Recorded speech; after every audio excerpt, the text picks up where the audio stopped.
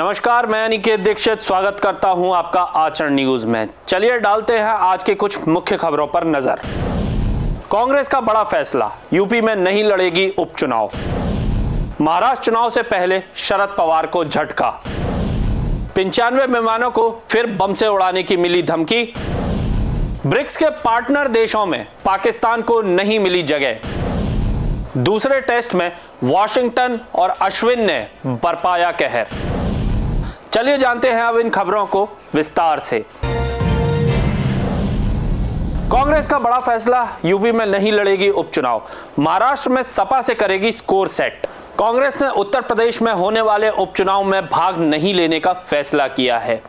Samajwadi party के साथ गठबंधन के तहत कांग्रेस को गाजियाबाद और अलीगढ़ की खैर विधानसभा सीटें मिली थीं, लेकिन अब पार्टी ने चुनाव नहीं लड़ने का स्पष्ट निर्णय लिया है। सूत्रों के अनुसार दोनों सीटों पर जीत की संभावनाएं बेहद कम होने के कारण कांग्रेस ने यह महत्वपूर्ण कदम उठाया है। इससे इन सीटों पर केवल सपा ही चुनाव लड़ सकेगी। कांग्रेस का यह निर्णय महाराष्ट्र चुनाव के संदर्भ में भी देखा जा रहा है। पार्टी चाहती है कि यूपी के सभी उपचुनाव सपा से ही लड़े। इसके बदले में सपा को महाराष्ट्र में कम सीटों पर चुनाव लड़ने या फिर चुनाव न लड़ने का प्रस्ताव दिया गया है। हालांकि सपा ने अभी तक किसी भी ऑफर का आधिकारिक रूप से खंडन नहीं किया है। पहले ऐसी खबर थी कि कांग्रेस दोनों सीटों पर महिला उम्मीदवारों को उतारने की योजना बना रही थी, जिसमें खैर से डॉक्टर चारू कैन और गाजियाबाद से डॉली शर्मा का नाम सामने आया था। उत्तर प्रदेश विधानसभा की 9 सीटों पर उपचुनाव 13 नवंबर को होंगे। सपा पहले से ही 7 सीटों पर चुनाव लड़ने की योजना बना चुकी थी, लेकिन कांग्रेस के निर्णय के बाद अब सपा सभी 9 सीटों पर अपने उम्मीदवार उतार सकती है। उपचुनाव के लिए जिन 9 विधानसभा सीटों पर चुनाव हो रहे हैं, उनमें मैनपुरी की करहल, प्रयागराज की फूलपुर, मिर्जापुर की मांझवा, अंबेडकर नगर की कटेहरी, मुरादाबाद की कुरंदकी, मुजफ्फरपुर की मीरापुर, कानपुर की सीसामऊ, अलीगढ़ की खैर और गाजियाबाद शामिल है। इनमें से कुंदरकी को छोड़कर सपा के अन्य सभी सीटों पर अपने उम्मीदवारों की घोषणा कर दी है। महाराष्ट्र चुनाव से पहले शरद पवार को लगा बड़ा झटका। सुप्रीम कोर्ट का अजीत पवार को चुनाव चिन्ह घड़ी का इस्तेमाल करने से किया इनकार। महाराष्ट्र विधानसभा चुनाव से पहले शरद पवार को एक बड़ा झटका लगा है। सुप्रीम कोर्ट ने अजीत पवार को घड़ी चुनाव चिन्ह का इस्तेमाल करने के से रोक लगा दी है। सुप्रीम कोर्ट ने अजीत पवार को घड़ी चुनाव चिन्ह का इस्तेमाल करने से रोकने की मांग का फिलहाल खारिज कर दिया है। एनसीपी यानी शरद पवार ने 2 अक्टूबर को इस संबंध में याचिका दायर की थी। सुप्रीम कोर्ट ने अजीत पवार से शपथ पत्र मांगा है, जिसमें उन्हें अदालत द्वारा दिए गए आदेशों का पालन करने की बात लिखनी होगी। जस्टिस सूर्यकांत ने कहा, हम अजीत पवार को जवाब देने का अवसर देंगे। उन्हें हलफनामा देना होगा कि भविष्य में अदालत के आदेशों का उल्लंघन नहीं होगा, और अतीत में भी उन्होंने ऐसा ही किया है। इस मामले को अगली सुनवाई यानी 6 नवंबर तक के लिए टाल दिया गया है। चुनाव आयोग ने अजीत पवार की एनसीपी को असली पार्टी मानते हुए घड़ी चिन्ह का इस्तेमाल करने का अधिकार दिया है। कोर्ट में सुनवाई के दौरान शरद पवार के वकील अभिषेक मनु सिंघवी ने कहा कि मार्च में हुई सुनवाई में अदालत ने आयोग को पवार गुट को एक नया चिन्ह आवंटित करने का आदेश दिया था। उन्होंने आरोप लगाया कि अजीत पवार ने डिस्क्लेमर नहीं लगाया, जैसा कि कोर्ट के आदेश में कहा गया था। अजीत पवार के वकील बलवीर सिंह ने इस पर प्रतिक्रिया देते हुए कहा कि कोर्ट में गलत तस्वीरें पेश की जा रही हैं।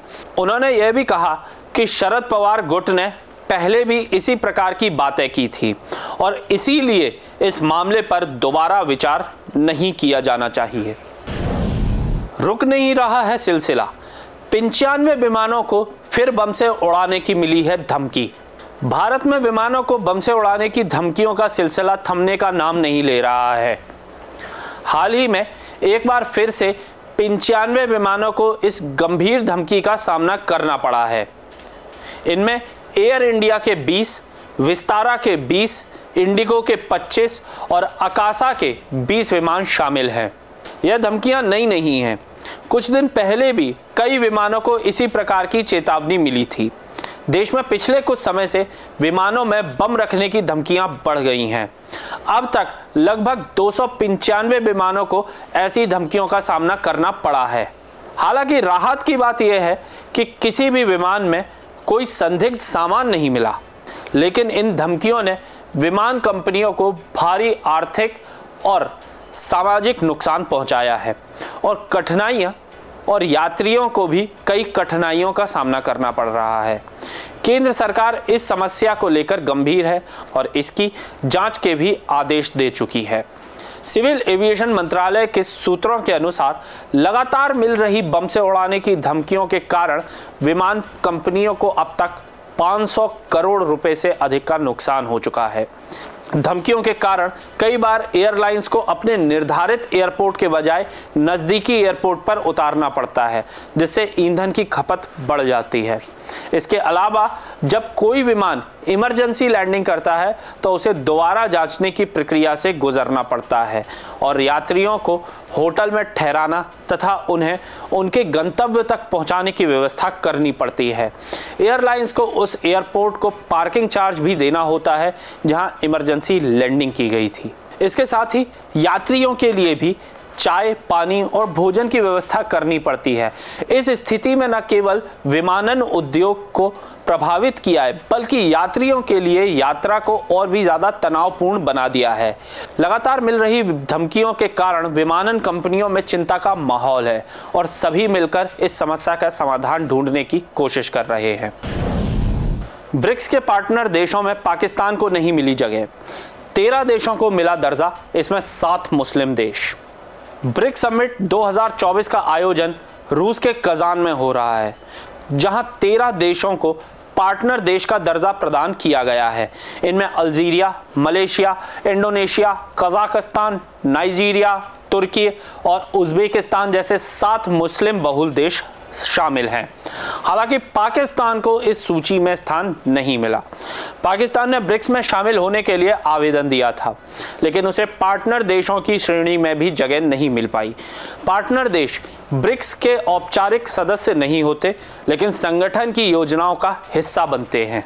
इस बार 30 से अधिक देशों ने ब्रिक्स की सदस्यता के लिए आवेदन किया था। समिट में रूसी राष्ट्रपति व्लादिमीर पुतिन ने बताया कि नए देशों के शामिल होने से पहले इस बात का ध्यान रखा जाएगा कि इससे संगठन की कार्यक्षमता प्रभावित ना हो।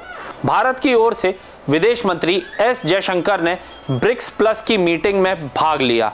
उन्होंने इस दौरान कहा कि ब्रिक्स इस बात का प्रमाण है कि वैश्विक परिदृश्य बदल रहा है और यह ग्लोबल साउथ में वास्तविक बदलाव ला सकता है। जयशंकर ने कहा, दुनिया आगे बढ़ चुकी है, लेकिन कुछ पुराने मुद्दे और अभी जटिल हो गए हैं। संघर्षों का प्रभावी समाधान आज की आवश्यकता है। प्रधानमंत्री मोदी ने इस बात पर जोर दिया कि वर्तमान युग युद्ध का नहीं, विवादों और मतभेद का समाधान बातचीत और कूटनीति के माध्यम से होना चाहिए। उन्होंने पश्चिम एशिया की स्थिति को चिंता का विषय बताया, यह बताते हुए कि इस क्षेत्र में संघर्षों के बढ़ने से मानवता पर गंभीर परिणाम हो सकते हैं। वॉशिंगटन और अश्विन ने बरपाया कहर, न्यूजीलैंड 259 रनों पर ऑल आउट। भारत और न्यूजीलैंड के बीच दूसरा टेस्ट मैच 24 अक्टूबर को पुणे में शुरू हुआ। पहले दिन न्यूजीलैंड की टीम 249 रनों पर ऑल आउट हो गई, जबकि दिन के अंत तक भारत ने 1 विकेट के नुकसान पर 16 रन बना लिए हैं। इस समय टीम इंडिया न्यूजीलैंड से 243 रनों के पीछे है। पहले दिन का खेल वाशिंगटन सुंदर के लिए शानदार रहा, जिन्होंने न्यूजीलैंड के 7 बल्लेबाजों को आउट कर करियर का सर्वश्रेष्ठ प्रदर्शन किया।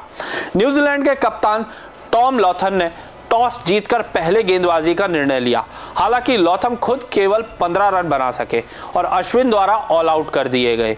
इसके बाद विल यंग भी 18 रन बनाकर पवेलियन लौट गए, लेकिन डेवॉन कनिवे और रुचिन रविंद्र की 62 रनों की साझेदारी ने टीम को थोड़ा स्थिर बना दिया।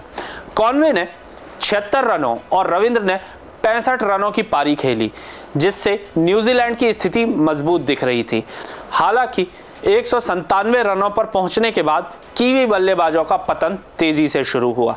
न्यूजीलैंड के आखिरी 6 विकेट महज 62 रनों के भीतर गिरे, जिसमें से 5 बल्लेबाज दहाई का आंकड़ा भी नहीं छू सके। जबकि भारतीय पारी शुरू हुई तो कप्तान रोहित शर्मा बिना खाता खोले ही आउट हो गए। उन्हें टीम सऊदी ने बोल्ड किया। इस मैच में वाशिंगटन सुंदर और अश्विन ने शानदार गेंदबाजी की। अश्विन ने न्यूजीलैंड का पहला विकेट चटकाया, जबकि सुंदर ने रविंद्र के बाद किसी गेंदबाजी करते हुए कीवी बल्लेबाज क्रम को तोड़ दिया। सुंदर ने 23.1 ओवर में 59 रन देकर कुल 7 विकेट लिए, जबकि अश्विन ने 24 ओवर में 3 विकेट लिए।